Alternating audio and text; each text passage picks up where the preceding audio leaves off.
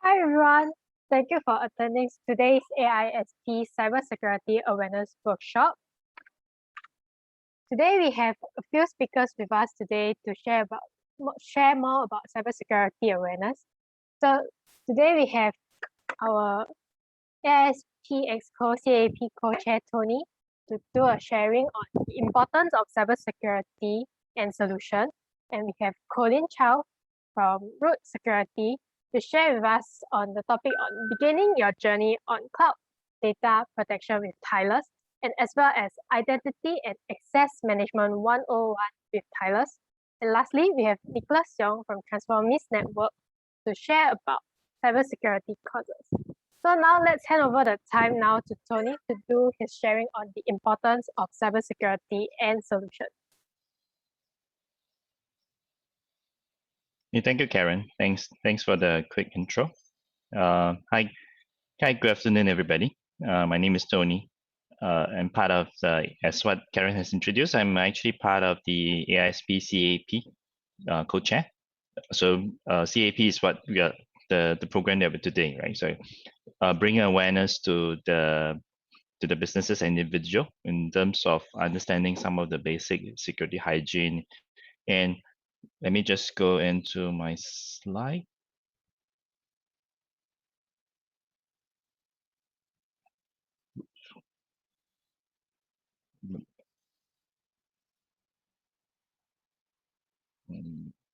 Oops, just a minute.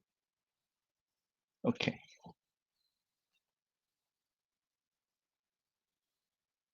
Hi. Yeah. So in the next 20 Tony, minutes. Your slide is white color. So we can't see your slide. Oh, is it? Sorry. Let me share.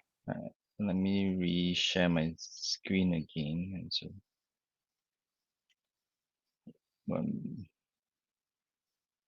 stop. Let me share again. I'm so sorry. Okay. I hope this is better. Yep. Okay, Ken. I will just carry on. So basically, in the next 20 minutes or so, is really looking at the importance of cybersecurity, and maybe not the actual solution, but some of the offerings that the government is actually rolling out for the businesses.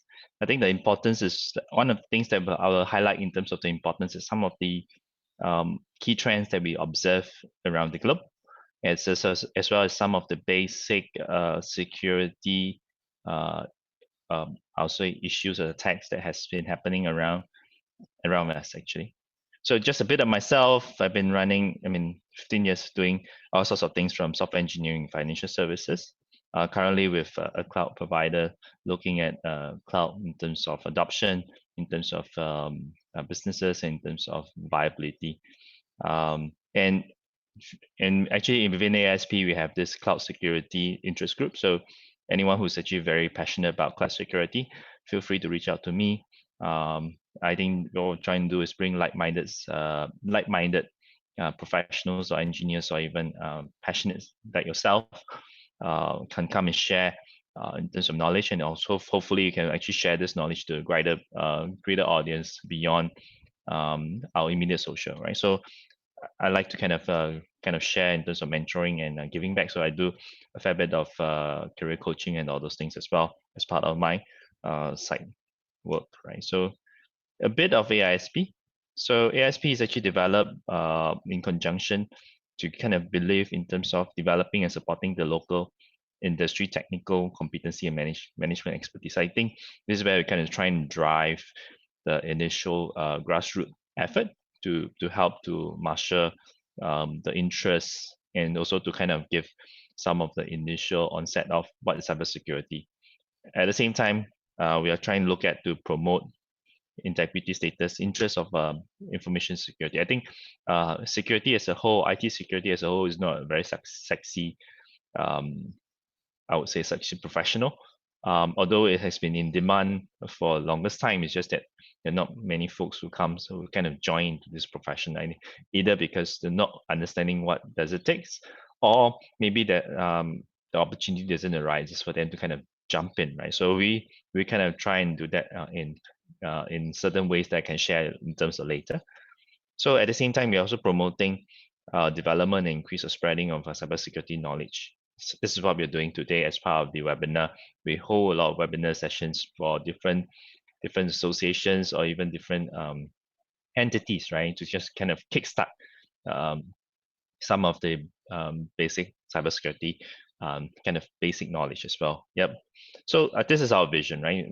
Our vision is actually same as my vision, to have a safe cyberspace for strong and vibrant ecosystem. I guess it's not just the ecosystem, but economy as well. Today, the economy is dependent on cybersecurity. I think it's not just the professionals themselves. I think CAP as the mantra is also to reach out to non-professional, because they are actually part of the ecosystem in terms of supporting and ensuring security as well. So a bit of how we kind of structure from advanced connect to excel, right? Advanced really, I talk about the initial Kickstarter, right? You have a body of knowledge that tells you a broad spectrum of different cybersecurity topics, from basic security in terms of user management, password management, to cloud security, to even some more advanced things like IoT, ICS, integrated control systems, right? Those are captured in the body knowledge and in very broad topics as well. But then it gives you a flavor of what needs to look at. But at the same time, we also look at it from a knowledge series in terms of webinar, Qisp in terms of basic, some of the security certification. There are multiple certification out there.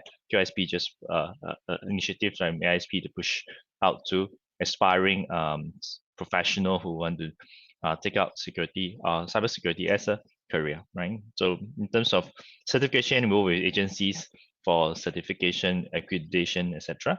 And then we also set up interest group for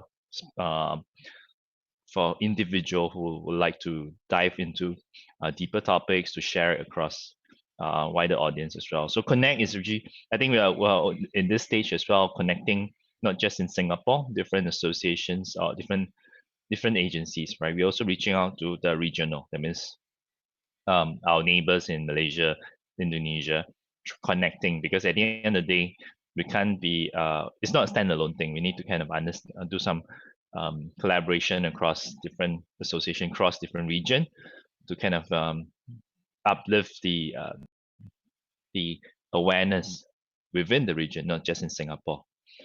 And we'll have Excel, right? So Excel means we kind of recognize individuals from security validation of professionals. We talk about cybersecurity awards. We have a specific night that we can actually gather folks, and then we can actually recognize some of the extending folks work that some companies or even individual has done.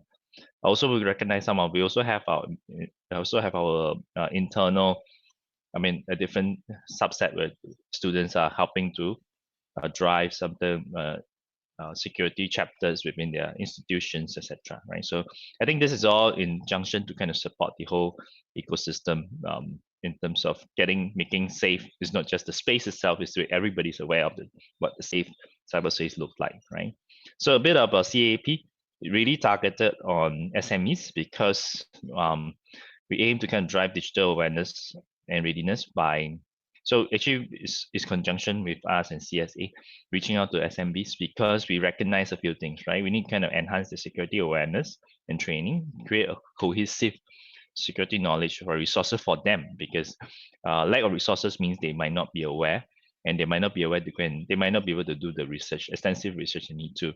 We kind of help to drive, kind of give them like a simple kickstart bundle, if you say so, if you can understand. So basically offer security solution and so this is like what we're trying to do here. The third point is not physically giving them support, but helping them identify kind of where they can actually get some of these services and product, and where they can actually get funding to fund those investment as well. Hence, we kind of look at it from three angles, right? Basically, really tapping the industry, the ecosystem to kind of bring all this together.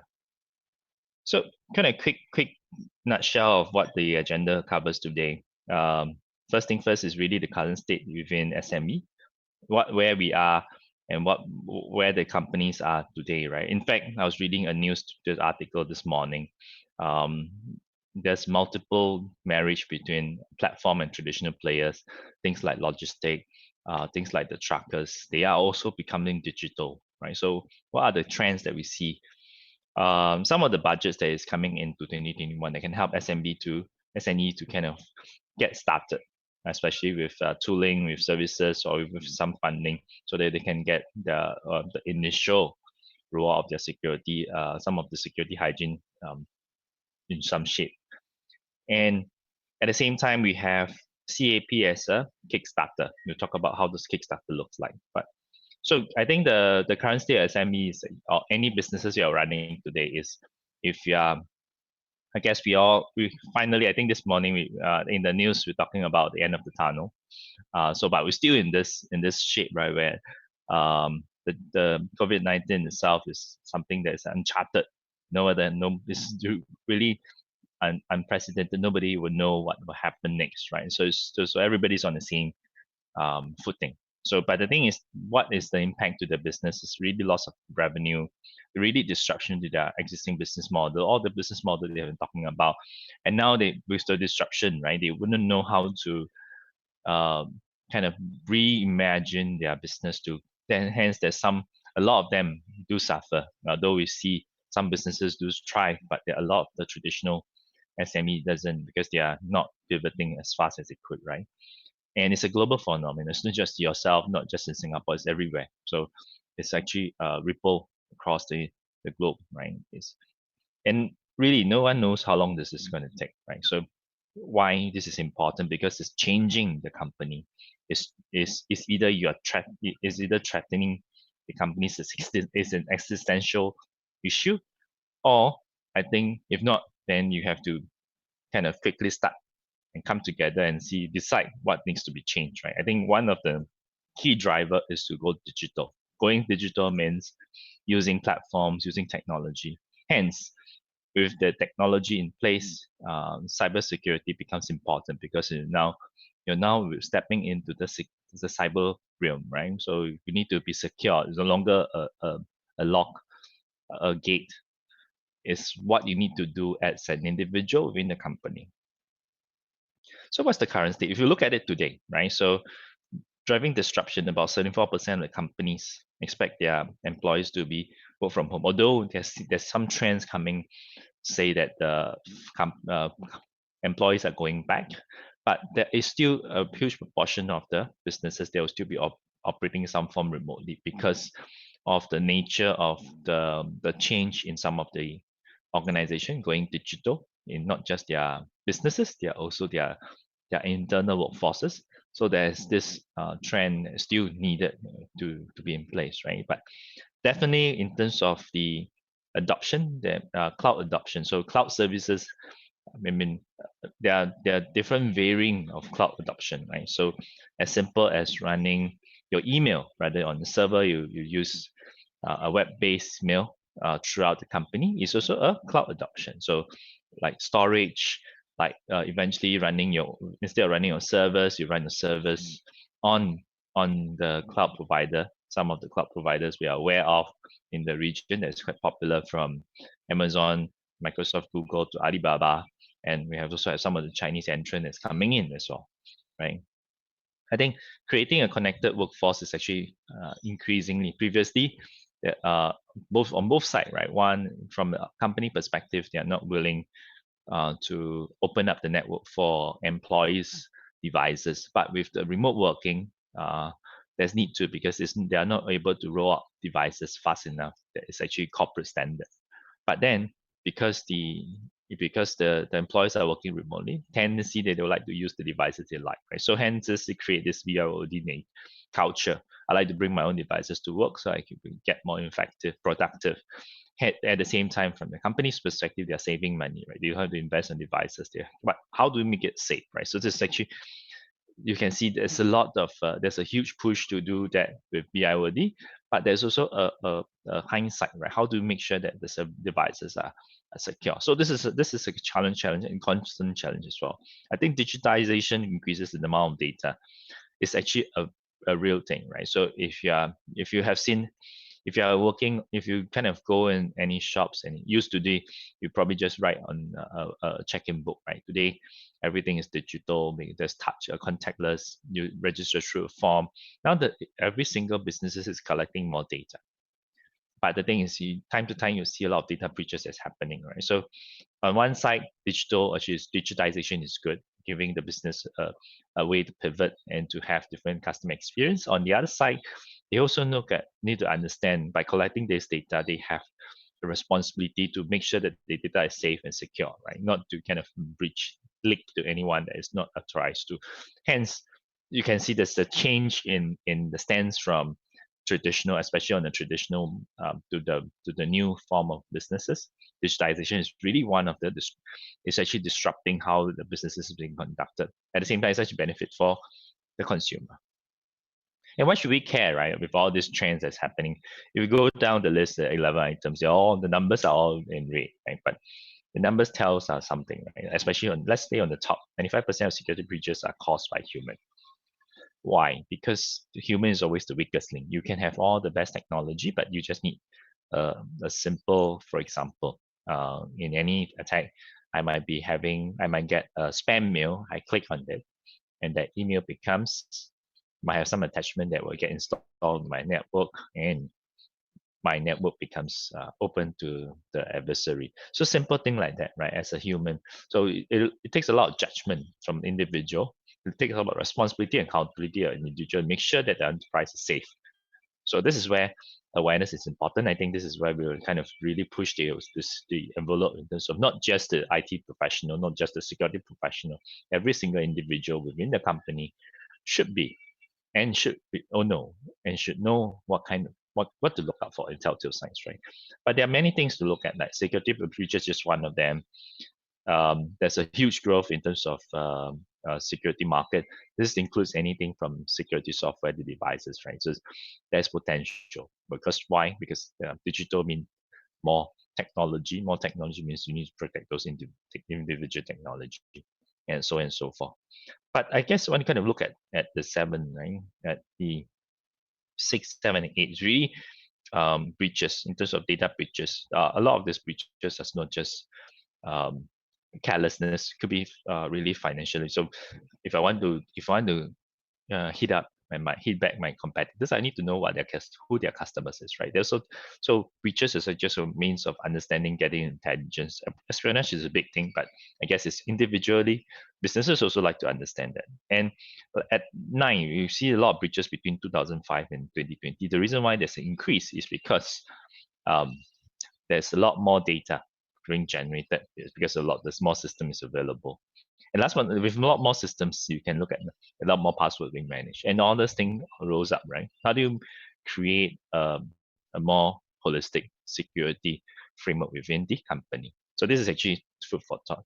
But if you look at it, what are the key risks that we look at? It's simple, right? These are not exhaustive list. It's just 5 key items, right? Brute force attack, credential stuffing, phishing, malware attack, and ransomware. These are common. If you Google any of this term today in the past 3 months, you will find a news article written on them. These attacks can be prevented in both ways, right? It can be prevented with proper awareness, education within individual within the organization, or proper security and tooling in place and processes in place to keep all this in check. So these are not, so as I say, these are just 5, but they're not exhaustive. They're a long list.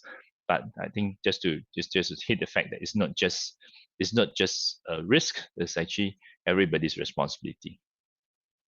So what's the simple strategy? I mean, we can take this as a simple steps, right? You talk about the 5, just now we talked about 5 risks earlier, there's not more, but you can do a simple self-check. Where are you today, right? First thing first is really identify your digital assets. Sometimes you thought you know, but when you go down the route, you won't know. Like for example, do I have storage? Is my network being secure? Is my router being updated all the time? Is the devices that my employees using bring home, are they properly patched and all those things, right? So those are digital assets. You need to make sure that you track and patch and secure them correctly. Plus, really, the network access is important because everything is network, wireless. So it's easy for someone to tap into the network. But the thing is, why is it important to make sure that your network is secure? Because once you tap into the network, your Wi-Fi, for example, I can get into your enterprise system. And sometimes the enterprise system might not have been secured properly. Then an adversary who snoop around might be able to get some data out from it, right? So because of this thing. So there are multiple layers we need to really need to institute into these, the kind of basic hygiene within the company. So understand the assets, basic network parameter defense in terms of network access, credential. That means make sure you identify, maybe set up some basic password policy to make sure that the password is not all the time password. That's the password, or password 123 is always it's the top password used globally, right? So how do we make sure that folks don't use such easy password that can be guessed easily? Hence, and we need to design also things like sensitive system. How will you manage the password? Who should be the administrator, and so on and so forth? Do you have that in place, right? I think maintain backup and recovery is important because the organization getting so many data, customers on database and all those things, right? Make sure in documents or important documents are there, all digital format. Make sure you have that properly backup, because in the event that something happens, it could be due to nature. That means maybe your servers in the office, or server in your the data center that you work with suddenly go wipe out. Do you have a backup copy to continue? Because the thing is, if you don't have, what happens? Your business goes down because you don't know your customer anymore. You don't know how your business is running, what your books like, and all this. Make sure this is actually in place, right? And last but not least is really the training and awareness across, not just IT. Security is no longer, it's not just an IT responsibility. It's not the security professional responsibility. It's everybody's responsibility. Whoever is using any system, whoever is actually accessing any data, any documents, is actually responsible for the wellness of the security posture within the company. So the education is important. Everybody should understand what the risks involved. So I mean, talk about storage risks. We talk about what needs to be done in the assumption. So what's there? How can you get help? Simple, right? So there's a budget 2021 that talk about some of the support that government is rolling out to in terms of encouraging folks to go on training, because as I mentioned, one of the key important thing is awareness. So training is a way to acquire knowledge, and is a way to kind of uplift their awareness of the security landscape, right? So there's the kind of the ETSS, but also there's a Go Digital program where business can tap on those of some of the initiative to go on to start their journey in digital, or kind of jump into the digital bandwagon. So there's also a Go Digital initiative for IDA, but the list is more on the list of pre-approved applications. That I guess this is more from a curated list of application or tools that a company, an organization should have, right? So what they've done is actually identified the minimum list of tools that you should have, and they are all based on certain discounts that you can actually get off the shelf from this price list. So bear in mind, because this is where investment, right? So for any digital, for any technology work in place, there's investment. So what IMD is with this initiative to try to bring down the investment that you need, right? So that is actually important. So if we look at SME Go Digital from IMD perspective, is really designed to support SME to build out cybersecurity capability. And some of the help that is available, like things like tech capability assessment tool, is really to understand, you might not be aware where you are today because you don't have a gauge, right? So it's a good thing that with this tech capability assessment tool is to understand at the individual level or the business level where you are in the maturity curve. Do you need to help? You need a lot of help, and what are the areas of help you need to be? Some basic assessment, then you can start to build that as you go forward in terms of this digital journey. And these are the list of tools I have got them from the unified track management to data loss protection prevention, right? So preventing, how do you make sure that your data that captured during the course of your businesses doesn't get lost to unauthorized users, or getting that lost totally the access, right? So these are kind of 4 categories you can look at as an essentialist.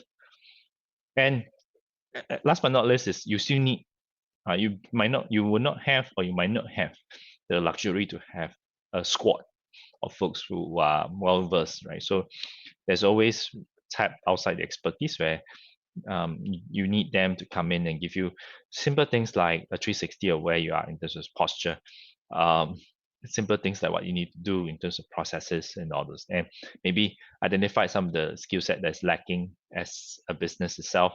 And it's definitely ongoing based effort. It's not going to be, I do it one time, it's going to save me for the next 3 years, 5 years. No, you need to continuously engage and re-engage in some of these areas where, because security threat is evolving all the time. I think from the government support in terms of the budget, in terms of tooling, identifying some of the basic essential tools and giving substantial lowering the barrier for entry for some of this tooling. So where AiSP is coming in is to kind of kickstart individual in terms of businesses in terms of awareness, right? So we talk about 3 things, right? We have the awareness program for businesses. Then we have the body of knowledge that helps to bring up in broad stroke in terms of what are the areas of interest, or no, not interest, but areas of observation that needs to be in place. Last but not least is hope going forward is to link up ecosystem. Like within this seminar, we have Colin. Later we kind of share a bit in deeper in terms of some of the topics, right? So this is where we kind of link up the businesses and the ecosystem. I think it really create a common starting point for everybody, for the organization itself, for the organization, individuals within organizations itself, through this collaboration.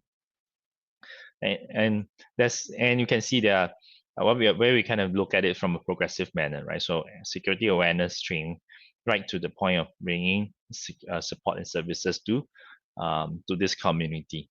But where we kind of end off is, if we look at it, what are the key essentials that, from our point of view, that needs to be that and a business or individual when they start their journey will look like, right? Really from onset of understanding what does it mean by operating a business in the digital realm, right to the point, in the last point we talk about, in the event of incident, you have to be prepared, right? So what we are trying to do here is kind of using this basic 6 module is to give you a onset of what are the key things that a business should have or should understand at a high level, because it's meant to kind of give you the high level understanding of individual requirement, like what is a digital business landscape look like, how do you start a digital transformation journey, but what are the recent threat to the business by going digital, and then understanding the risks will help you to what are the risks you need to start looking at securing the business in terms of digital realm. Last but not least is understand your obligation, and then in the event that you understand your obligation and if something happens, what you need to do. So this gives you a holistic view as a start, right? To kind of start this cybersecurity journey. So this is kind of giving the business a foundation or building up the knowledge. And with that knowledge, then you will know areas to focus on, platform to focus on, technology to bring into the business, training that you need for your staff, for your employees as well, right? So this is where I think AiSP CAP is actually trying to drive via the BOK, body of knowledge, for SME business owners today, right? So with that, I will end my presentation. I pass it back to Karen. Karen? Thank you, Tony, for your sharing. So everyone, if you have any questions, you can feel free to type in the Q&A function, and Tony will address it. So maybe we'll give like a quick 1 minute.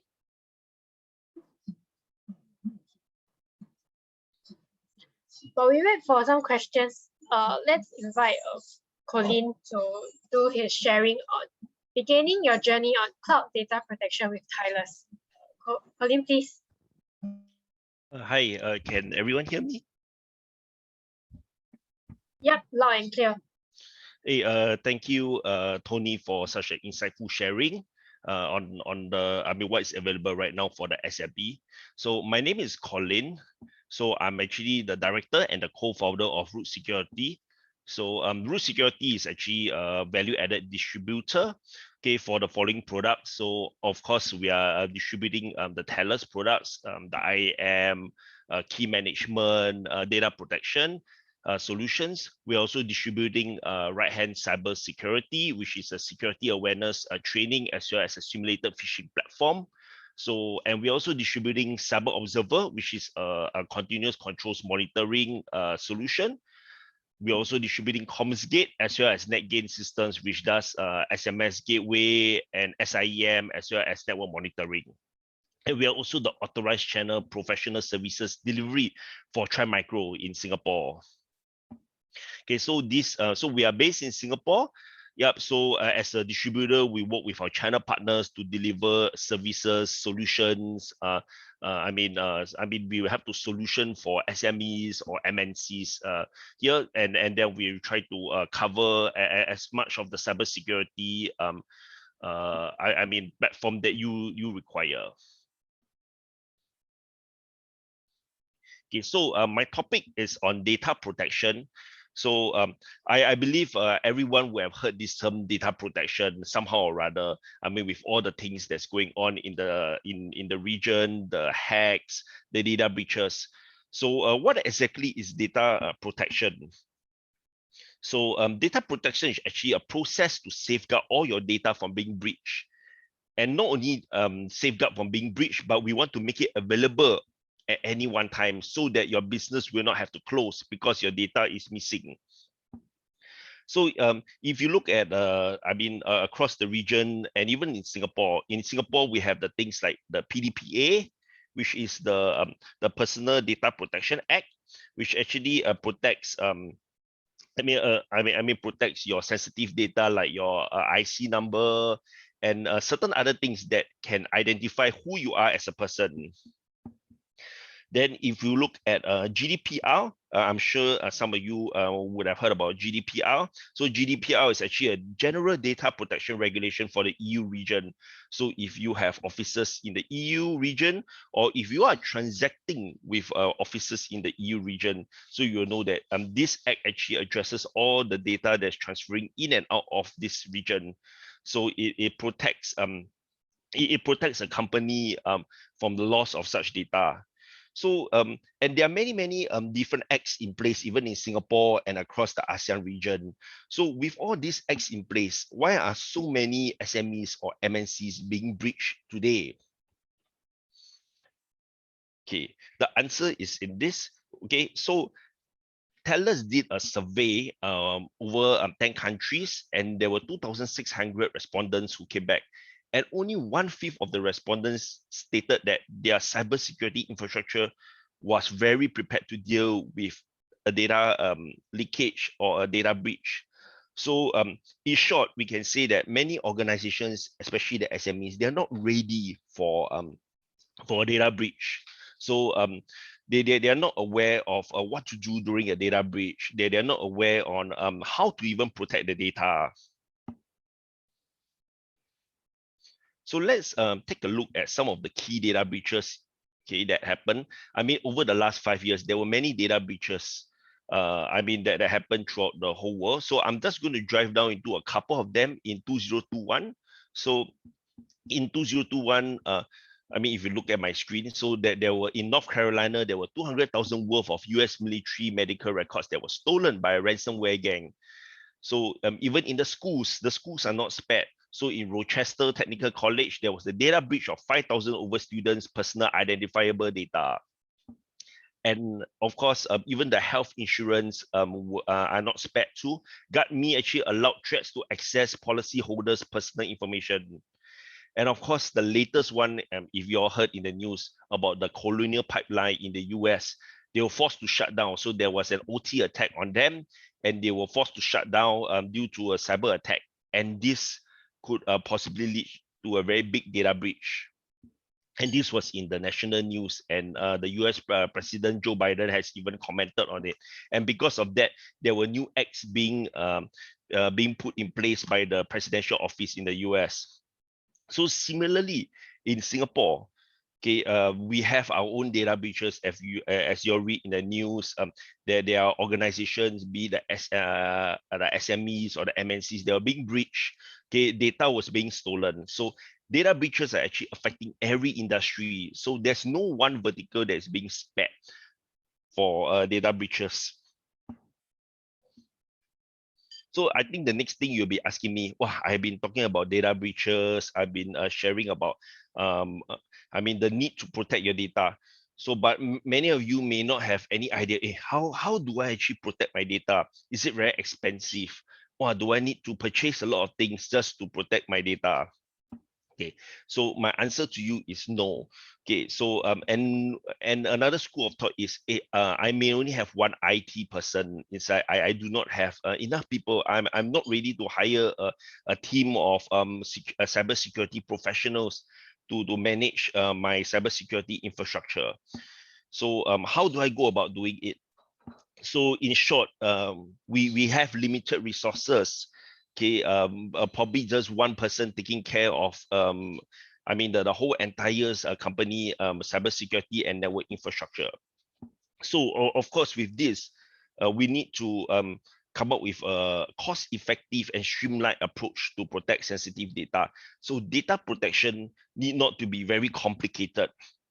Okay, however, the data protection strategy needs to be there. So we need not to have a complicated or expensive data protection solution, but we just need to plan it out properly.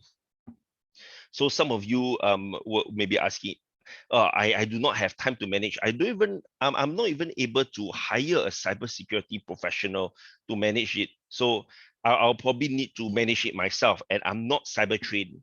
So and how is it possible? But I have loads of data to be protected. So that's where Telus has the solution for you, which I'm going to introduce to you over the next few slides. So coming back to it, so I was saying that, does it take very long to implement a data protection solution? Is it very complex?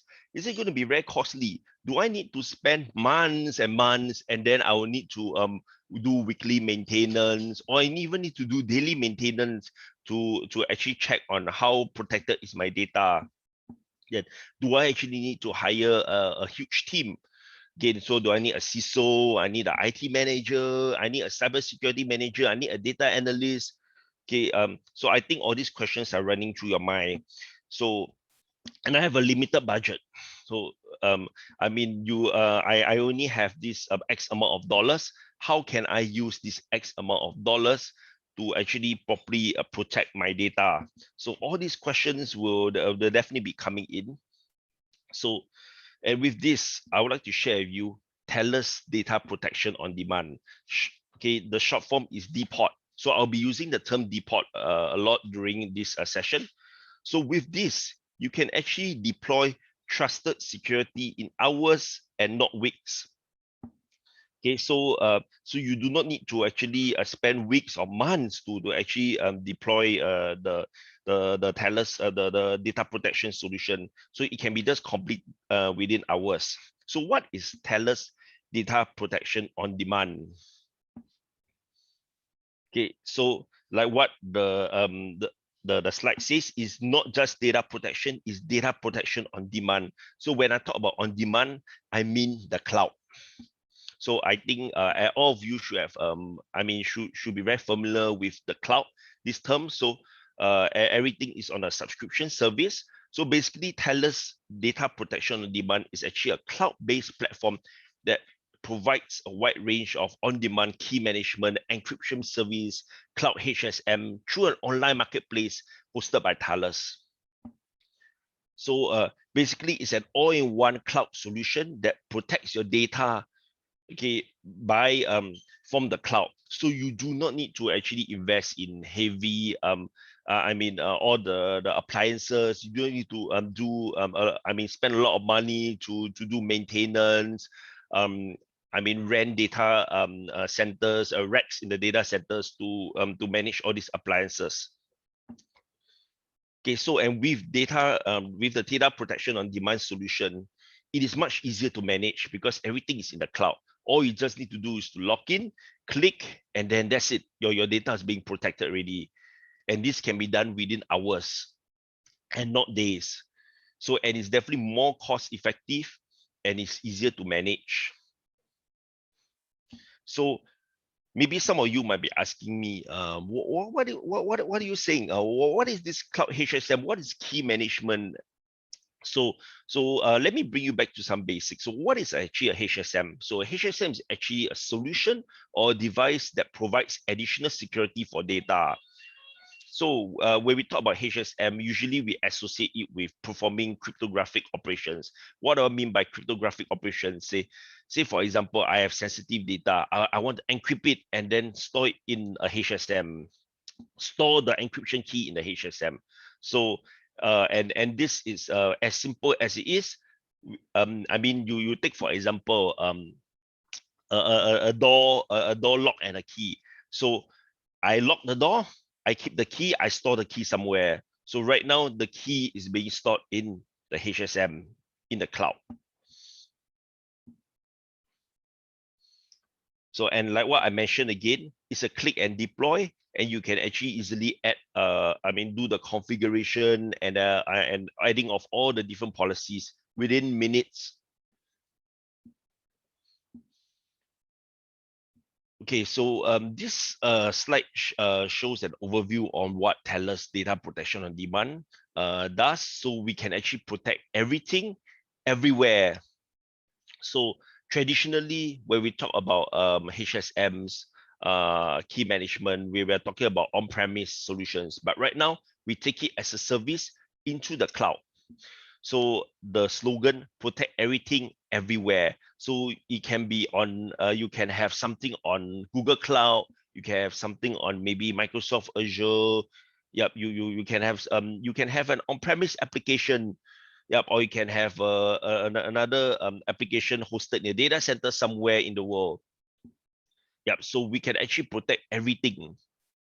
So be it on premise or even on cloud, on Ali Cloud or anything. So that's why we call it protect everywhere and protect everything.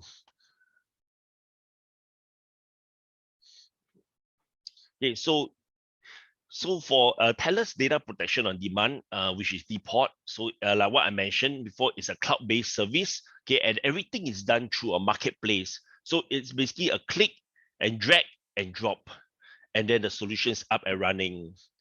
So we have, support for a lot of use cases for this. Okay, and then the backend running is actually a hardware-based HSM security in the cloud. So you get to enjoy the security of a HSM without owning it. So you just need to subscribe to the service. Okay, and then the next thing you might be asking me, oh, if I subscribe to the service, what if the service is down, the cloud is down? So the SLA is about 99.95% availability, and then the data center is of course ISO 27001 certified. So and we can easily integrate with your applications or your infrastructure or your services.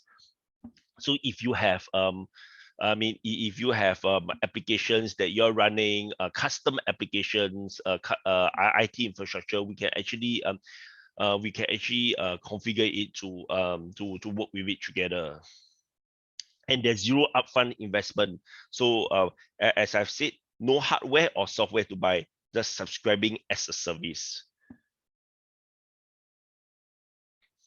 So Telus data protection automates the process. So it's like what I say is a drag and drop. You do not need to have a huge cybersecurity team looking at this solution, trying to figure out ways, trying to configure certain policies to actually protect all your sensitive data on in your server. So it automates the process so you can sit back and focus on your business. So that's the main thing. Telus Data Protection on Demand wants to take the pain away from you and let you focus on your core business. Okay, so the main thing is we want to, and of course, we also want to add more protection by actually encrypting your sensitive data, and then letting you have a peace of mind. So this is our marketplace. So if you look at it, we have a wide range of choices. You can have integration with a CyberArk, which is actually a PAM solution. We can actually integrate for digital signing. I think if you have heard about digital signing software solutions, that nowadays, because of COVID-19, we do not physically sign documents really. We do a lot of digital signing on the various on documents through various DMS solutions. So we also talk about Hyperledger, which is relating to blockchain transactions. So if you are also in the blockchain industry, you might want to consider to protect your blockchain transactions with a HSM. Next, we also talk about Azure. So we can actually protect your Azure key vault even with Google Cloud, as well as Salesforce. And of course, we can also integrate with your SQL server, your various database like Oracle database, as well as doing integrate with your Microsoft CA, which is your Microsoft Certificate Authority, as well as certain PKI solutions out there also in the market. PKI stands for Public Key Infrastructure. So at the end of the day, the gist of it is we want to encrypt. We want to actually store your key in the HSM so that when someone steals your data, they do not have the access to use your data. So it's basically taking the key away so that even when a data breach happens internally or externally, the hackers do not have access to this key. So like what you see in this slide, so it's like a marketplace. So you just need to click, drag, and choose which solution you want, and then within minutes it's up and running. So what are the benefits of doing this? Okay, I mean, you heard about me talking about HSMs. You heard me talking about key management. But why do this? Okay, so one of the main things is I mean, when I realized, I mean, I talk to people, people always says that my data is very safe. I have my firewalls, I have my IPS, I have my endpoint solutions. So basically, I have my whole perimeter solutions. Everything's very well protected already. But then a lot of people actually miss out on this data portion. So they do not think that internally they can have an internal sabotage from their own employees, maybe from a disgruntled employee. They never think that they never I mean, the fact they didn't cross the mind that there are some other holes. I mean, not only from the perimeter. Maybe it comes from a phishing email, and then there's an attachment, and then the attachment releases a malware, and the malware steals the data. So there's a lot of points of entry in this modern world. I mean, for hackers to come in. So cybersecurity is ever changing. So it's no longer about the days when we do only perimeter defense, where we have our firewalls, first layer firewalls, second layer firewalls. There we have all the protection as well as your antivirus and everything. Yes, all those are important. I mean, I would say you still need to have them, but you need to consider protecting your data, as data is something that's valuable. It could be your IP. It could be I mean, it could be worth millions of dollars. So why use Telus data protection on demand? So like what I say, there's zero upfront investment. It is a subscription service. We can integrate with many applications, hundreds of applications out there. We can white label it for you. So you will not see the Telus branding. So it can be branded to your own company. There's a centralized management, and there's a user-friendly marketplace like what you saw just now. So it's just I mean, if you're very familiar with Amazon Marketplace, AWS Marketplace, so it's a click, drag and drop concept. And then it's multi-tenant. So if you have multiple companies, if you are a business owner and you own multiple companies, or you have regional offices, you can tap onto these multi-tenant capabilities of the solution also. Then there's third-party API support. It means if you have a customized application that you need to integrate, there's API support to integrate with your applications. And it's a cloud-based pricing, so it's subscription. So so you can maybe, for example, if you are doing a project and this project maybe runs 1 year, so you can just buy for this 1 year. After that, if the project ends, you can stop the subscription. So you do not so you don't end up with something that you do not need.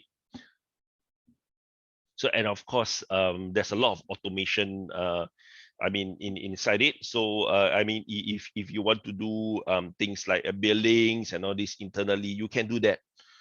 So the key thing is the ease of deploying this solution into your environment without having the need to hire a huge team of cybersecurity experts. So we also provide the security on demand. We let you focus on your business.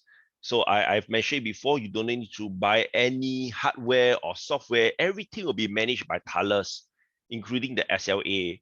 So that takes the headache off you. And we can protect the data anywhere, and we can meet all the compliance mandates.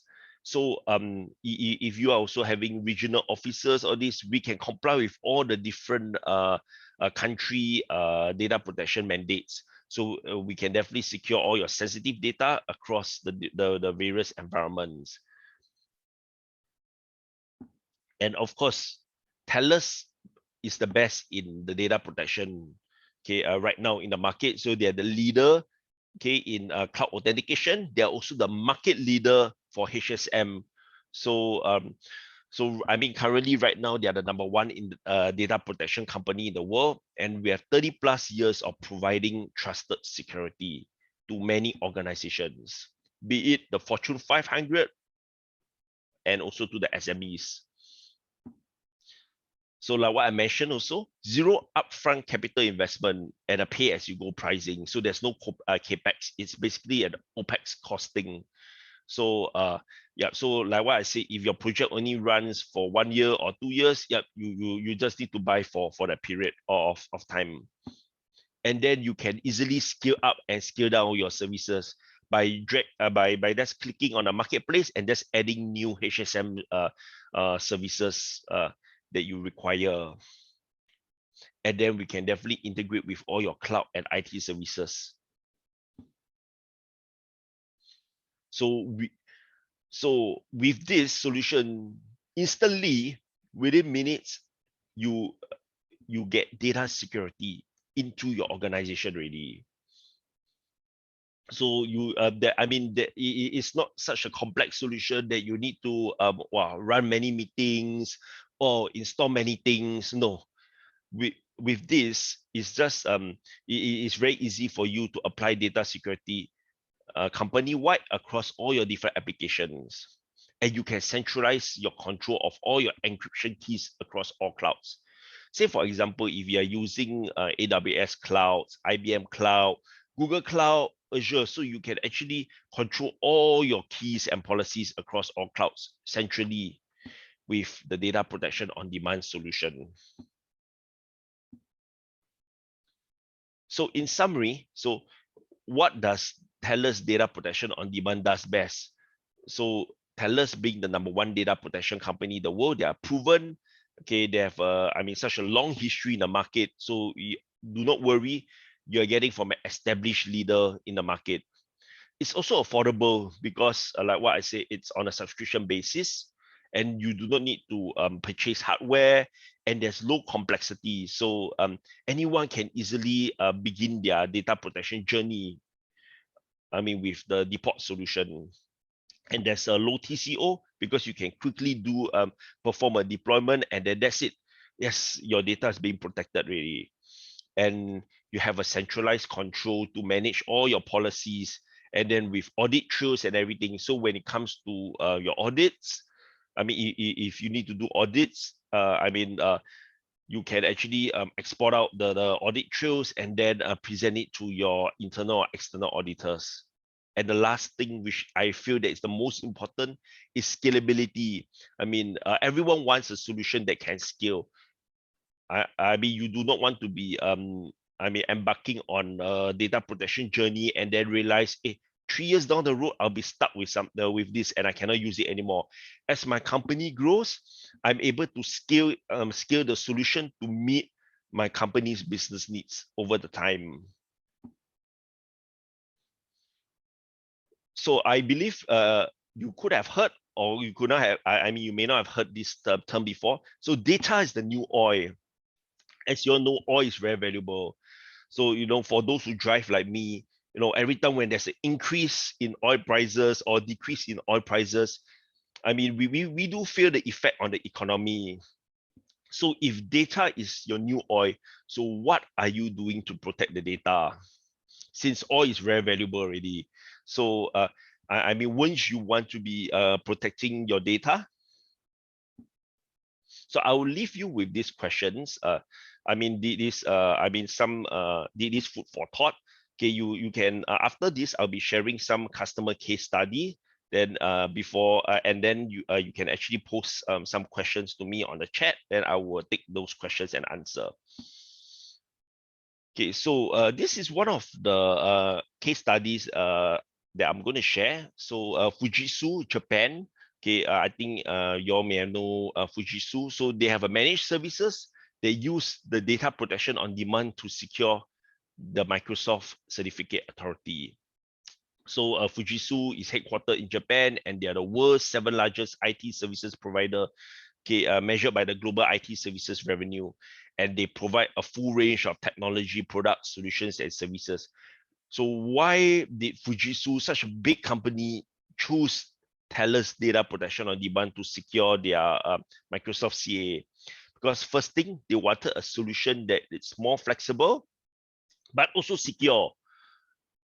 Okay, and also be able to protect their data while maintaining a tight budget. So after evaluating many solutions, they've decided to go for the data protection on demand service, as well as the HSM on demand for Microsoft CA. So why choose them? First thing is because the depot is simple to implement, so the complexity is being reduced while implementation. Secondly, there's a fully automated service orchestration across the board. So, and this helps to reduce all the complexity and the overheads. And thirdly, because depot is a managed services, there's redundancy and there's high availability, without breaking the bank.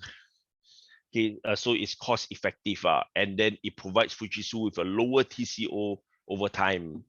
And the last but not least, which is the most important, security. So with separation of roles and least privilege, Fujitsu is able to help protect the confidentiality, integrity, and the availability of all the encryption keys across their customers. Okay, the next case study that I would like to share is Netflix. I believe everyone heard about Netflix. I mean, if you're working from home, I think there are many subscribers to Netflix across the globe. So Netflix actually selected the Telus data protection on demand as a root of trust to secure all the keys. So I need not introduce Netflix because I'm also a big fan of Netflix. So I do watch it. On a weekly basis.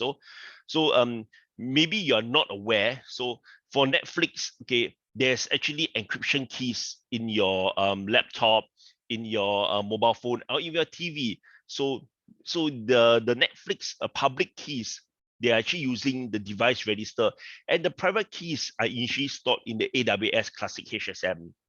So that was the background many years ago. So when AWS HSM announced end of life, they decided I will need to migrate already.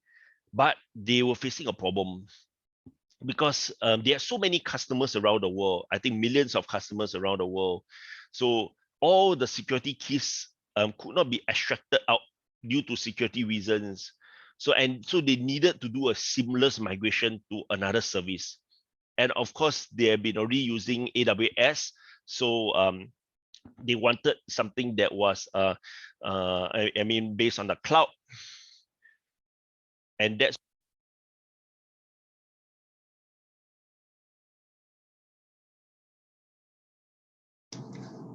so that's why okay, so with the deport service, they actually purchased 3 instances of HSM on demand.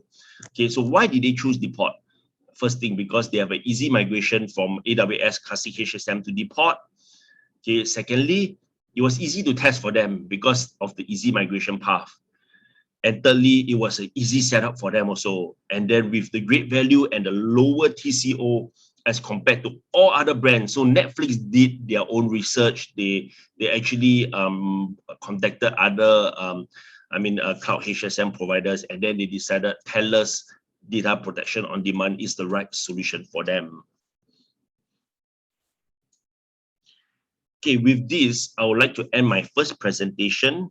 So I will hand this over back to Karen. Yep, thank you, Colin, for sharing. So to all the audience, if you have any questions for Colin regarding data protection's presentation that he has just shared, feel free to type in the Q&A function and Colin will address the questions. So now while Colin is setting up for his next presentation, so let us wait for him to share to start his slides on the Identity and Access Management 101 with Telus.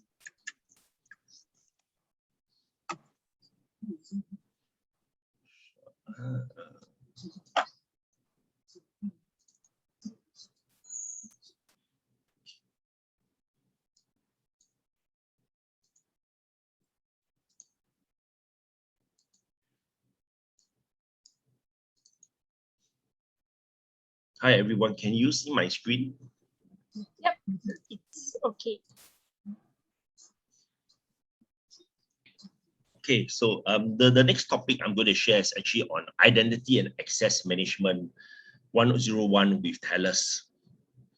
So Telus not only provides data protection on demand, so they are also a market leader in multi-factor authentication, identity access management. So what is Identity and Access Management? Short, IAM.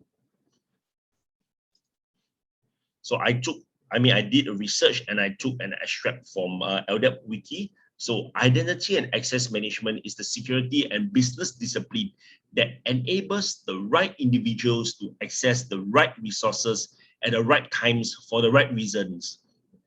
So we do not want to allow the individuals to be accessing resources that they are not allowed to access.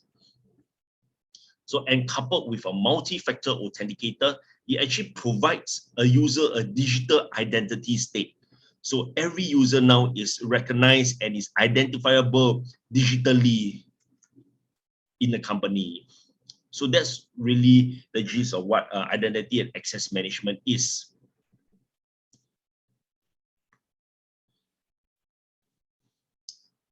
So as you all know, COVID-19 has really changed the way how we work, how we do things. Everyone is really working from home. There's a lot of hybrid working.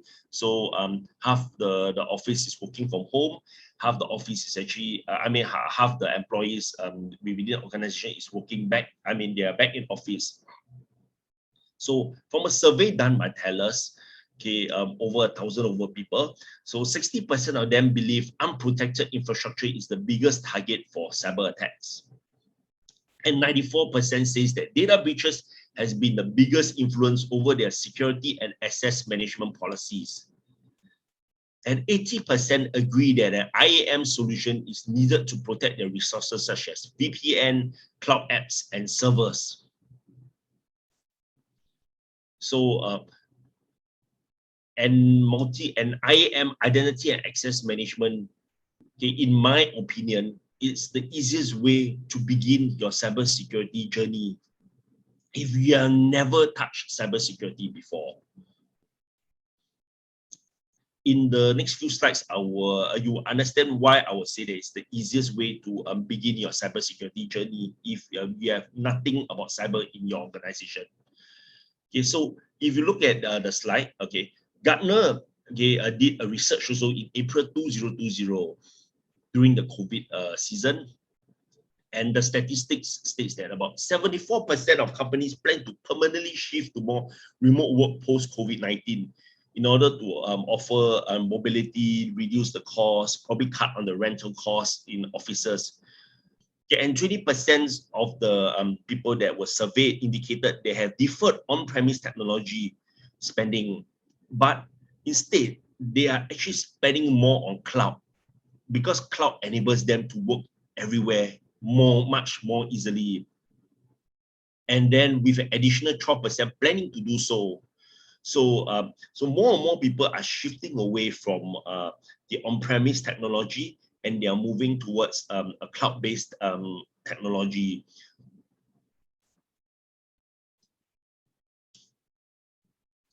So I would like to share some of my insights on how can we implement an effective identity and access management strategy. So I will start with a simple three-step approach. Okay, I think many of you here may not have heard about IAM, identity and access management. You might be wondering, how do I even begin to do IAM? What do I do? I mean, I heard of multi-factor authentication. Yes, I've used banking applications that I'll receive my one-time password through my phone, either through an SMS or through a software application. But how do I take this concept and apply it to my organization for an enterprise use case?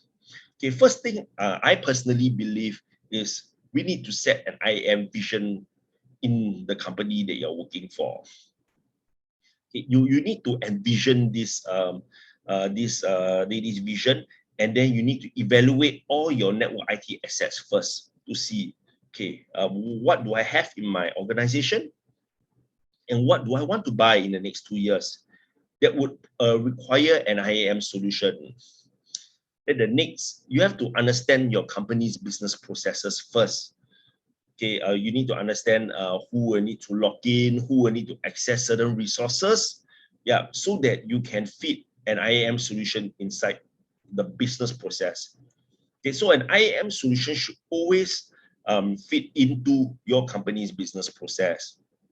And of course, the next thing is you need to list down who are the users and what kind of privileges do they have in your organization.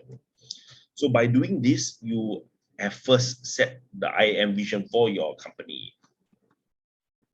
Okay, secondly, you need to identify what you want to integrate the IAM solution with. For example, you need to look through all your systems and check your applications to see what would be the most suited to integrate with an IAM solution.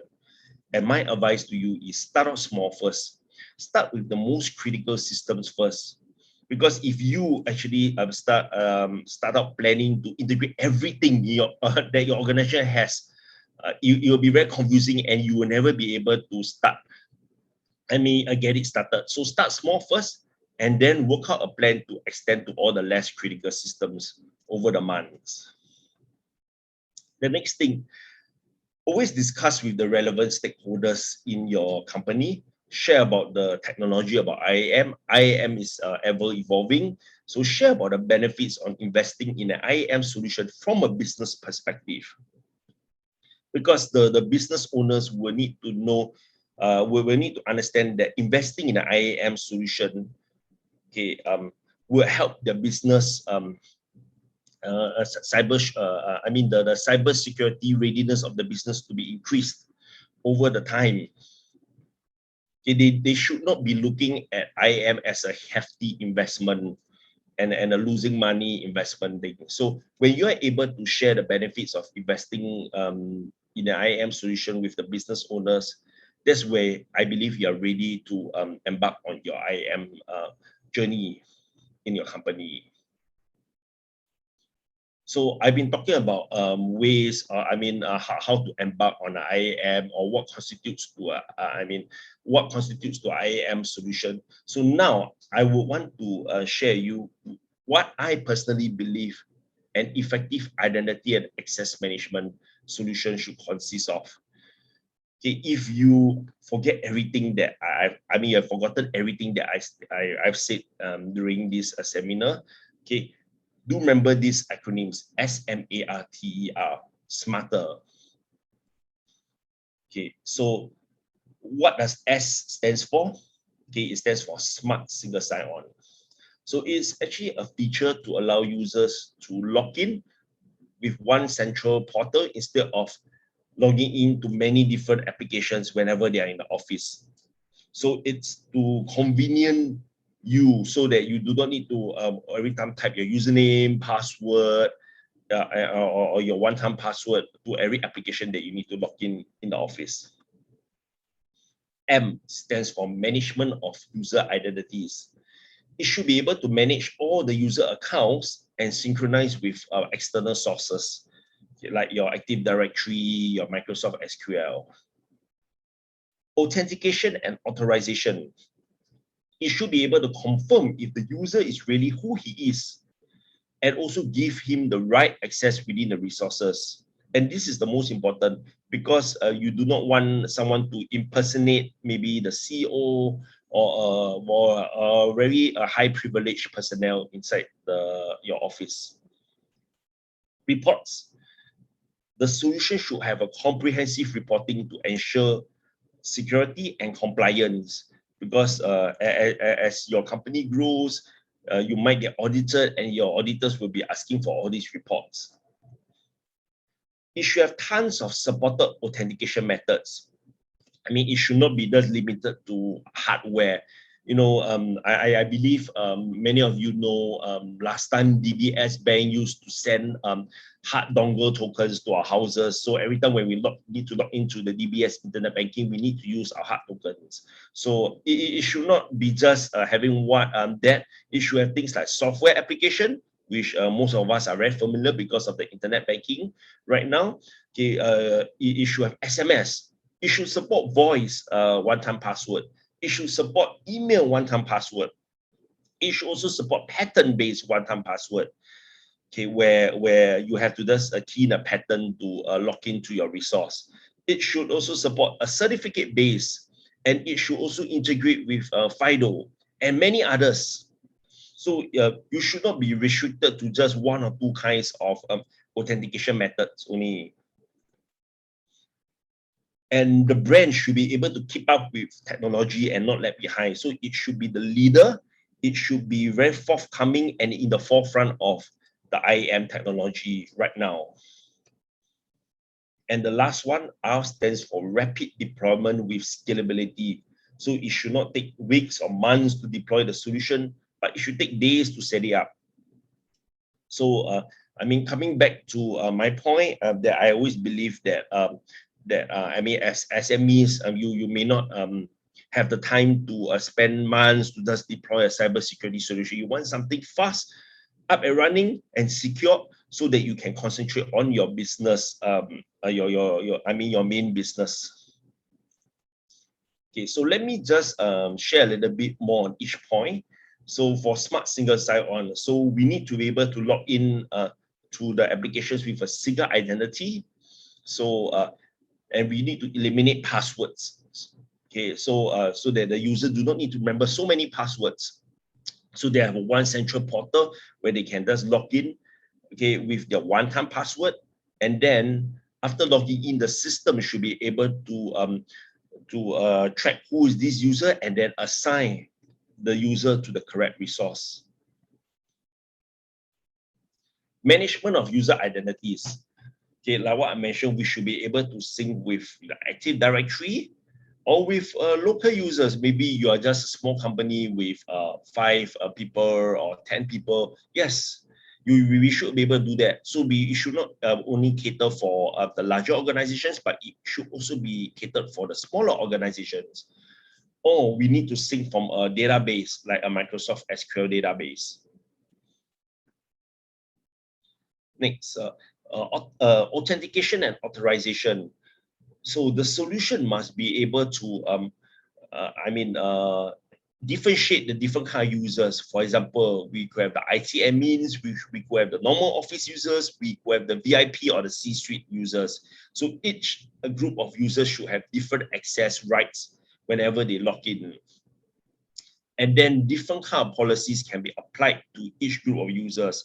For example, maybe you do not want the VIP users to every time be prompted with a one-time password whenever they log into every app.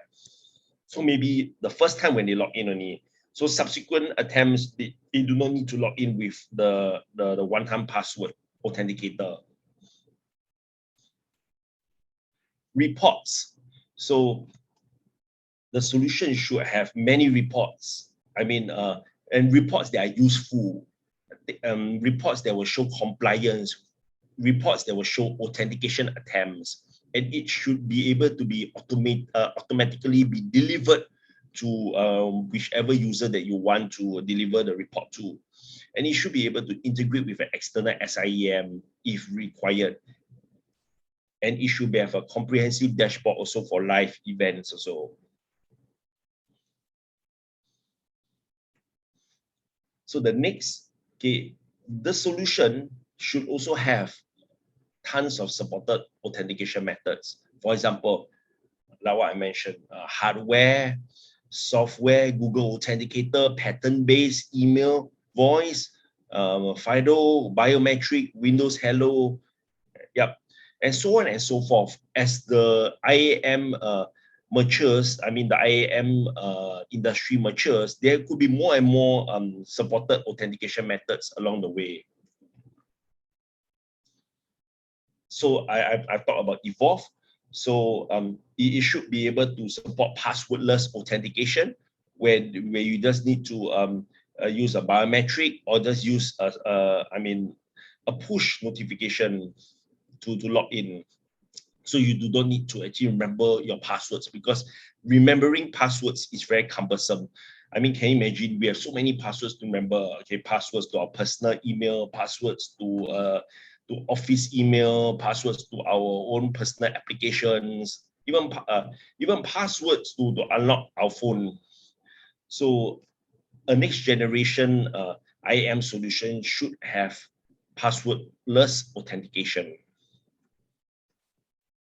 And like what I mentioned, push OTP authentication, it should be very easy to use. You just need to install the app from the App Store. Okay, so there's no need to actually manually generate and type OTP passwords. So it should be very simple for users to just download from the App Store and then use it straight to log into the assigned resources. But the most important thing is it must facilitate compliance with local or international regulations, because each country have their own regulations. So you want a solution that can actually it works across all regions, and it works generally across the board. And the most important thing is rapid deployment with scalability. So I'm sure you do not want to get a solution that you have to take 1 year to deploy, and even after 1 year, maybe the solution is not even fully deployed. So, and you want something that can scale with you. So as your company grows, maybe right now you are just maybe starting out in your business journey. Maybe you have 5 to 10 staff. Maybe 1 year down the road, you will grow to 50 staff, and maybe a couple of years down the road, you may grow to an MNC, size of an MNC. So you need something that will able to scale with you as your infrastructure grow, your cybersecurity devices grow, as well as when your employees grow too. So with this, I would like to introduce Telus IAM solution, which is called Safenet Trusted Access. In short, it's called STA. So STA is a smarter IAM solution, which I've mentioned here. So it covers all this. So yes, a smart single sign-on is able to manage your user identities. It is able to provide the multi-factor authentication portion, authentication and authorization, reports. It has the widest supported authentication methods right now. Okay, and it is evolving. So, and Telus is always at the forefront of technology. And the best thing is it's a rapid deployment with scalability. So you do not need to wait months or years for the thing to be deployed.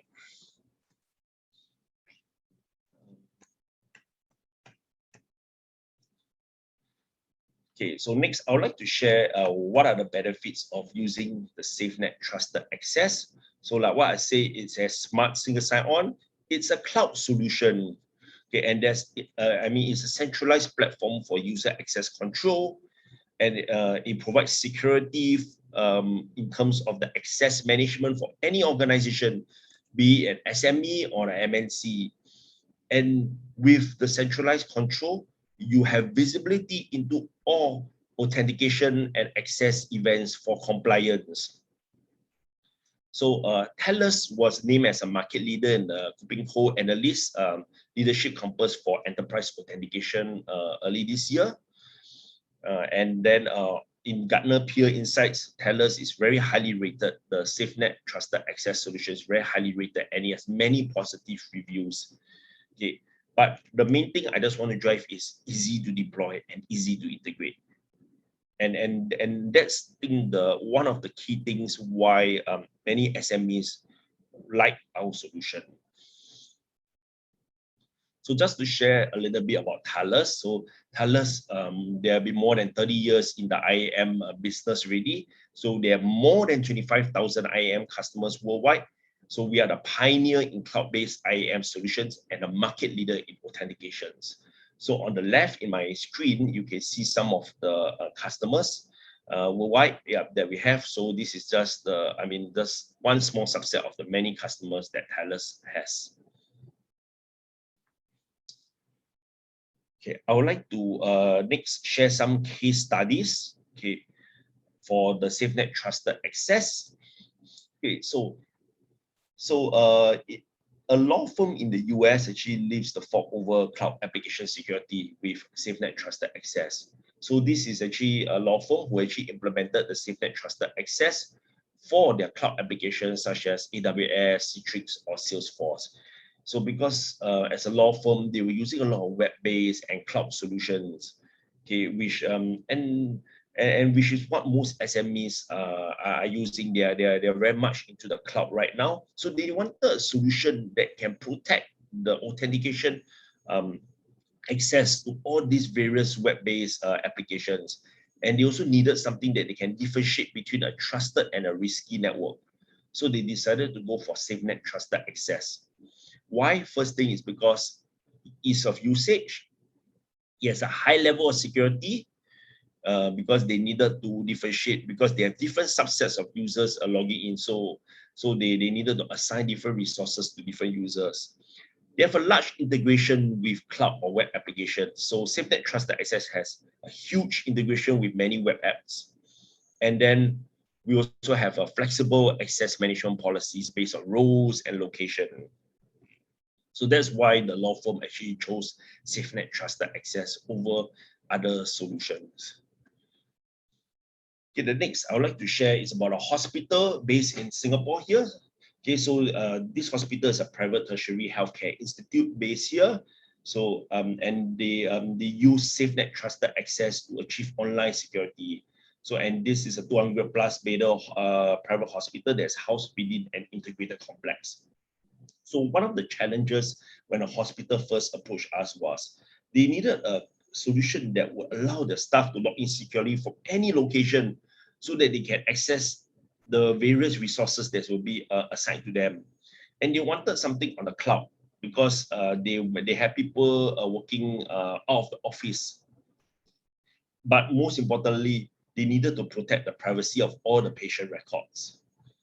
And the hospital also wanted a vendor who is at the forefront of technology and innovation. So it's also not about not about the features, the technical features and the security, but they wanted a vendor to be in to be a they wanted a vendor who is a market leader and always ready to innovate in terms of the solution. And that's why they choose Safenet Trusted Access. Okay, so key things, it's There's a cost savings, definitely, because going for cloud, there was no need to maintain any hardware. Okay, and then upholding of security. So with the solution, the hospital is able to uphold its security standing and its position as a responsible healthcare institute that protects all the patients' privacy. So vendors that transact with them knows that, hey, I have an IAM solution in place, and my data, my infra and some of my data is being protected. And of course, with Safenet trusted access, it allowed the hospital to expand the authentication to many other resources as well as third-party IT services also. So that's why they decided to choose Safenet trusted access. Okay, so I've come to the end of my presentation. So I would like to take any questions that you have. You can actually type it in the Q&A chat. So I will be gladly ready to answer those questions. Karen, over to you. We have 2 questions in the chat function. If you want to take a look at chat function and how you would like to answer them. Okay, wait, sorry. So maybe I can start off. So we have one question on how many authentication methods can one user have, and also the more methods will add on to more costs.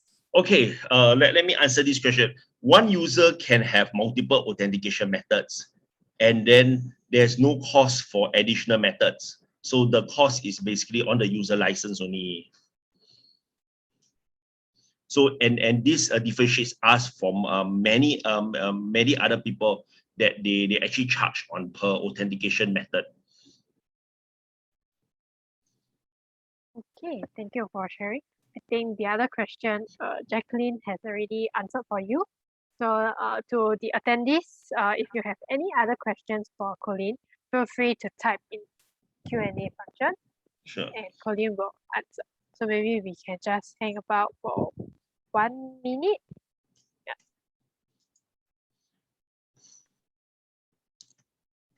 Meanwhile, we would like to take this opportunity to invite Nicholas to share his screen and prepare his deck for his sharing on the cybersecurity causes.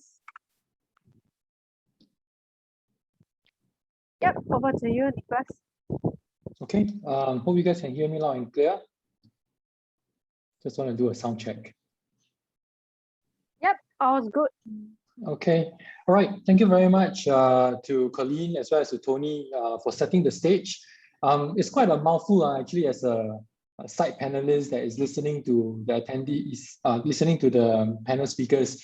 There's really quite a mouthful and quite a lot of things that we have to look at. But I think one thing we need to take note of is that, as cybersecurity concerns or cybersecurity areas are no longer about a want, but rather a need. It's not a matter of if, but actually more when, right? Just today's newspaper, I think there is an article that indicates that just this year alone, the amount of cybersecurity incidents, right, actually increased to 108 from a low of 75 just last year. And as we embark more and more into cybersecurity, and we embark more into digitization and people coming on board, whether it's via WhatsApp, e-commerce and stuff like that, rest assured that cybersecurity is going to be one of the key concerns. And it's not going to be just a side thing anymore, right? Because our minister, Mr. Ong Ye Kung, right, who is recently the health minister, but I think before that, he mentioned that cybersecurity are as essential as workplace safety, right? So SME should be also aware that with the increasing digitized world, right, the need for cybersecurity will increase. And therefore, the earlier you start by having some level or at least minimal level of cybersecurity practices and aware of the area which cybersecurity should be looked at, the easier it is for your company to grow and rely on the digital space more, right? Because if the longer you wait, you will realize that you have a lot to recover, a lot to cover later on, right? So just to give you a bit of idea of who I am, my name is Nicholas once again, and I'm actually from a company called Transformers Network. We are essentially I would say application, e-learning, and a curriculum development company. So what we do is that we actually work with training organizations We work with associations to develop curriculum. We work with training organizations to provide them with the curriculum. We help them convert courses from traditional classroom to e-learning, especially in today's world, as well as creating application that is more towards the area of learning, like for example, classroom checking system. We have done a LMS on SharePoint, so you don't really need to invest in LMS at all, right? So these are some of the things that we do, right? So for companies here that are training companies, right, institutions or private institutions, I'd be more than happy to work with you. Right, back to the topic. As I mentioned just now, cybersecurity is no longer a matter of if, but rather a matter of when. I am actually on a WhatsApp chat list that typically give me a list of cybersecurity incidents or cybersecurity news across the world. And just to share with you, just last Friday alone, this is the amount of incidents or reports that I get. And this is just last Friday, right? So for some of you who are not aware, there is actually a recent case of Pegasus. Sounds a very fanciful name, but Pegasus infiltrate both iOS and Android devices. It can swoop in, listen to everything, do everything without you even knowing, right? So, and so therefore, it's always going to be a problem, as you can see, and it's not just a Singapore issue, it's really across the world. So therefore, as we digitize, we need to be aware and starting to be aware of cybersecurity. Now, the worst part about cybersecurity attack, it's about how elusive it is. You're normally not even aware until it's too late when the damage is done, right? So, and I think as what Tony has mentioned right at the beginning, AiSP is actually here to help and assist. And one of the challenge that I think many companies face, and in terms of any of these incidents, is that it is not the system fault, right? There are many safeguards, there are many systems, but I think the key vulnerability is people. People tends to be the weakest link, and that's where people get attacked the most, right? Such as phishing emails and stuff like that. So from a company point of view, right? Cybersecurity is becoming something that they need to make sure that people is aware of, people understands. So for SMEs, I think one thing to take note of is even for major companies out there, right? A lot of people are getting aware that cybersecurity certification is becoming very important, right? For example, in this report, 96%, I could literally just say 100%, right, of all IT leaders believe that team members, not specifically cybersecurity experts, yeah, but team leaders with cybersecurity certification add value. Now, this means that actually cybersecurity is not just one domain, it's across all domains, right? And of course, 55% of them says that cybersecurity certifications earned by team members help close organization skill gaps, right? Because that confirms and help to expand teams' capabilities and abilities. Okay, 46% says that cybersecurity certification boosts productivity. Why? Because it actually helps the whole team be aware of the risks and how to avoid them. So therefore, instead of repeating or things that you need to mitigate later on, it actually helps to look at that problem right at the start when you're developing an application or when you are rolling out a particular system. Right. Last but not least, right? Even if you are a system integrator, you are not dealing internal but external, having understanding of cybersecurity help you in sales and support engagement, right? This is without doubt because nowadays you're not talking about cybersecurity in the IT domain space anymore. You are talking about logistics. You're talking about e-commerce, the retail space, even F&B, right? Recently, even the mining case is also happening. So I think for SMEs who are sitting on the fence and saying that, hey, it doesn't happen to me, let me just wait for a moment and save that cost. It's actually part of an ongoing investment that I think most companies need to make, especially if they're embarking on digitalization. Right? So given the fact that everybody is looking at cybersecurity, right? This infographic or this graphic that you see kind of summarize why is it important and how is it important, right? You're talking about a full war on talent. Okay, you're talking about pay packages, and I know that probably doesn't happen in Singapore, but it really just shows how important talent is. All right. And in basically Asia Pacific alone, you have 2 million jobs that is actually unfulfilled, specifically focused on cybersecurity. And I think one of the very interesting part when we're talking about pandemic and the unemployment, since 2011, cybersecurity has 0% in unemployment. If you are individual today and you're not a company, this is probably one of the very good areas to go into. Okay. And if you're still not convinced, right? I think there are several reasons why you should venture into cybersecurity, right? Even if you are not in IT space or you are not, your job doesn't cover cybersecurity, because the job really has real impact, right? Look at the list of, infiltration and things that's happened. The impact of it to a job or to a company is tremendous. So having cybersecurity awareness and cybersecurity knowledge is really important for any company. And because, digitization is only at the infancy, we are talking about, virtual reality in the future and stuff like that, there's practically unlimited growth, right? Cybersecurity market in Singapore alone is already 900 million, not talking about the world, okay? And likewise, there are plenty of variety. So where people say that cybersecurity can be very boring and stuff like that, right? Actually, it's not. It's a matter of how far you want to go into, right? IT security is just one area. Application security is another area. We're talking about even SCADA, right? SCADA is actually more into the electronic and electrical engineering. Just recently, we were giving cybersecurity awareness to the electronic and electrical industry.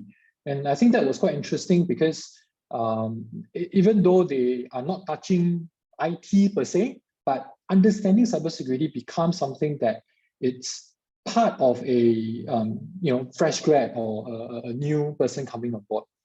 Of course, last but not least, right? When there is high demand and there's limited supply, the salary is bound to go up.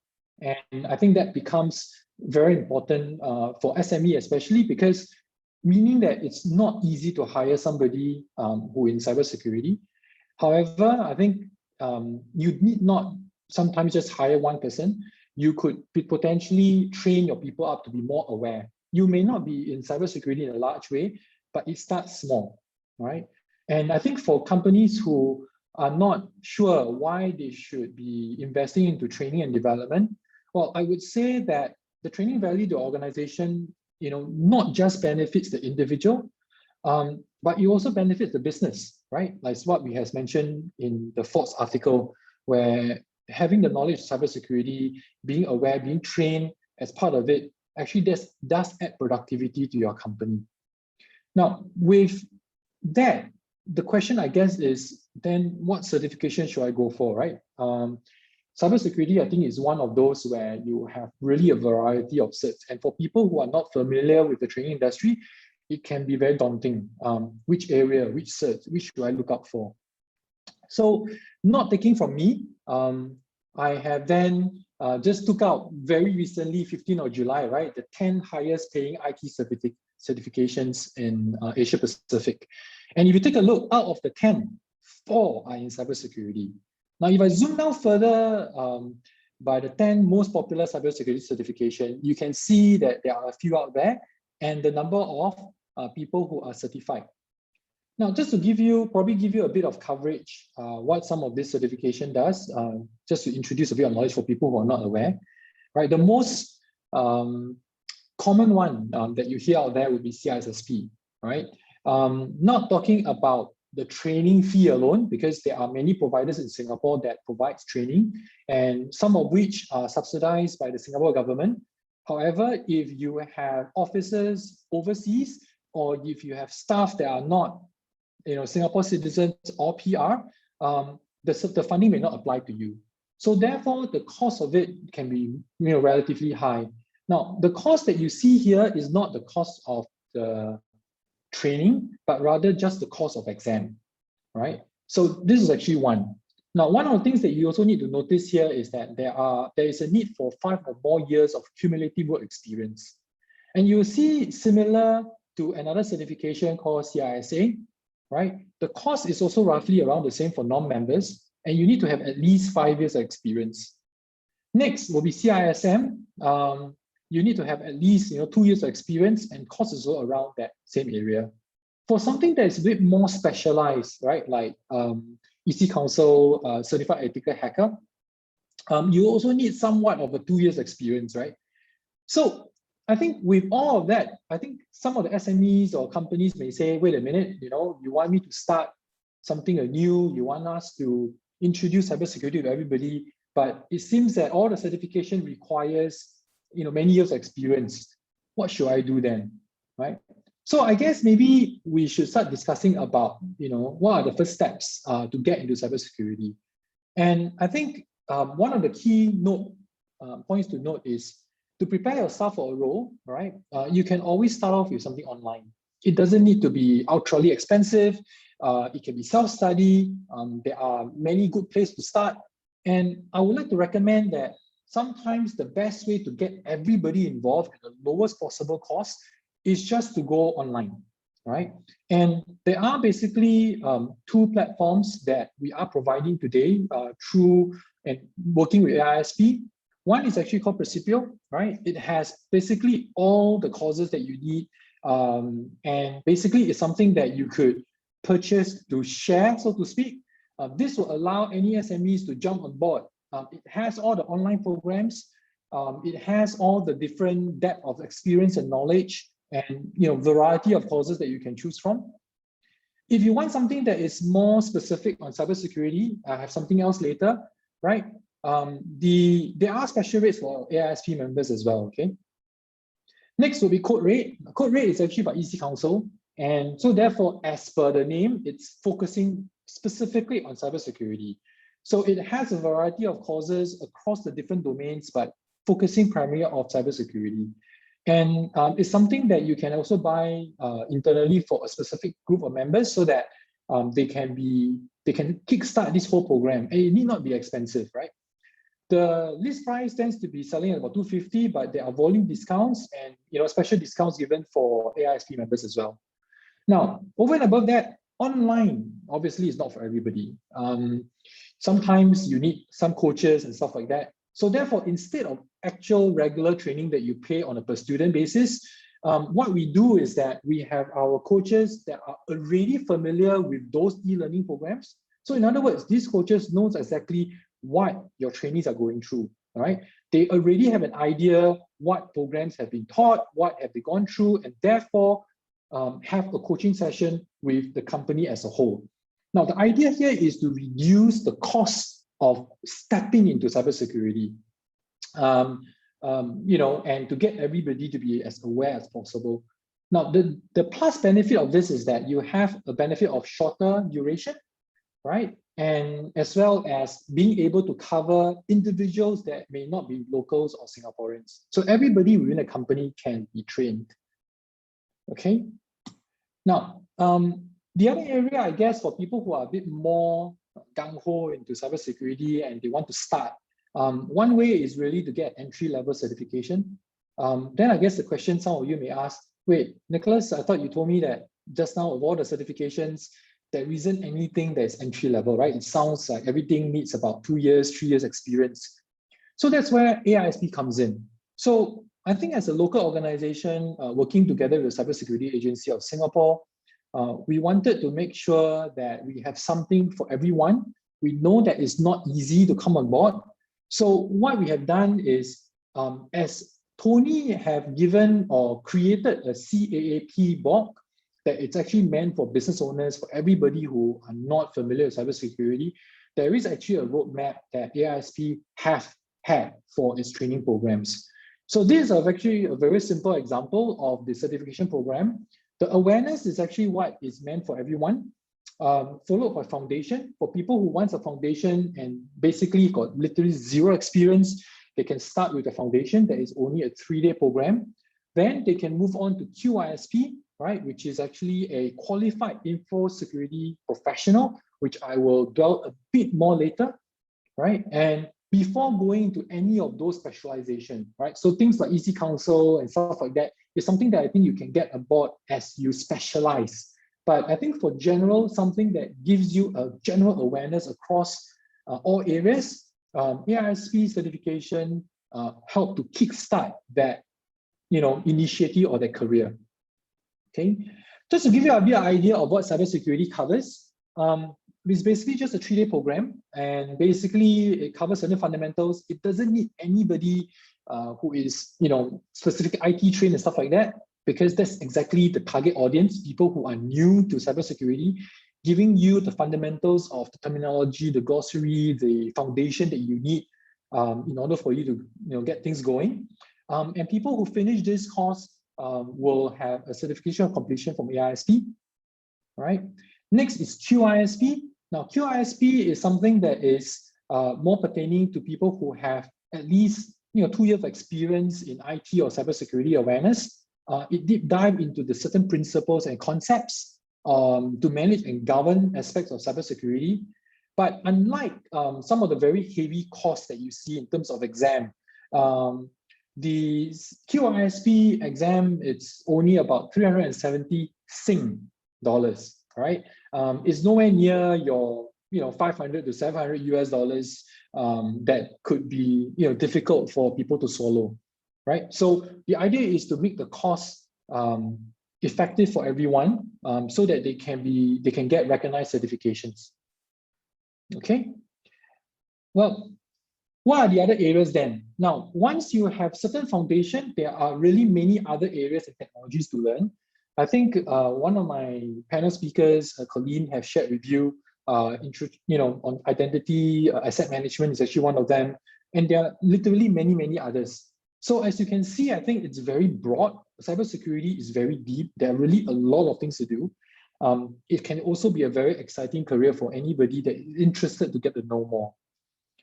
So I hope I'm not speaking too fast, but in summary, right, just want to reiterate what my 2 other speakers have said. One, cybersecurity is here to stay, all right? It's not a matter of if, but when. There are many options to be your own cyber team, right? And it need not be fancy. It can be an online option with coaching for everybody within the company. It can also be via a local recognized certification. Okay, look out for AiSP and look for us and many of the partners for assistance if you need any traction into this world of cybersecurity.